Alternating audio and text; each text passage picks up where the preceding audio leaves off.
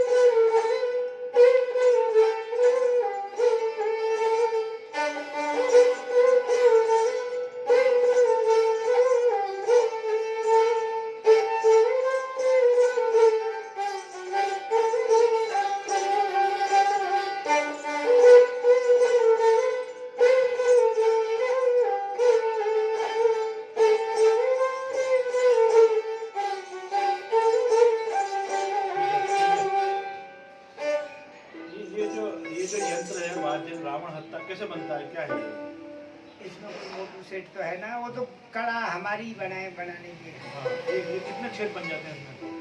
ये 52 छेद सब तो मैं बजा सकता हूँ। हाँ, 52 छेद का भी होता है ये। अच्छा, ये तो 15 का ही होगा। ये जो चमड़ा है ये कैसे क्या है? इसको जैसे ढोलक जैसे मना हुआ बकरी की खाल है। बकरी की खाल है। एक बार मैं चाहूंगा कि दर्शकों को नाम बताएं अपना पूरा। मैं किशन भाई भोपा है मेरा नाम है और हरणी महादेव जी मेरा मकान है। मैं भीलवाड़ा में और मैं गुड़गांव मचान होटल पे प्रोग्राम देता हूँ। अच्छा, अभी तो मैं जान नहीं रहा हूँ। मचान जो होटल है, ओडा सिटी, सोन सिटी मार्केट, 29 सेक्टर। तो मैं चाहूँगा दर्शकों को आपकी तरफ से एक बेहतरीन जो आपकी जो धुन है वो सुनाकर इस कार्यक्रम को अलविदा कहें। वो प्रोग्राम हो तो बुला ले। हम डरे सा लगे मेरा, ये तो संतों को डरे सा लगे। आपके कौन में कुछ टोन है ऐसी इसकी? हाँ, मायनी मायनी मुंडेर पे तेरे को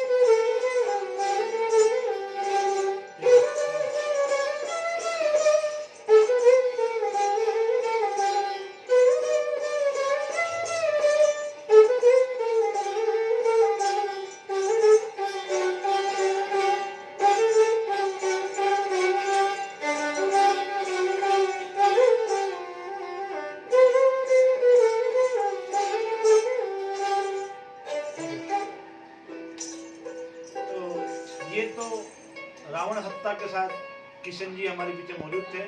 आज की इस वीडियो का उद्देश्य यही है कि जो हमारे पुराने वाद्य यंत्र हैं उनको जो बजाने वाले हैं और उनको जो आप लोगों तक पहुंचाने वाले हैं, समय समय पर उन्हें एक सम्मान दिया जाए ताकि हमारे बीच में संगीत मौजूद रहे। सिंपल समाचार के लिए विक्रम सिसोदिया, भीलवाड़ा।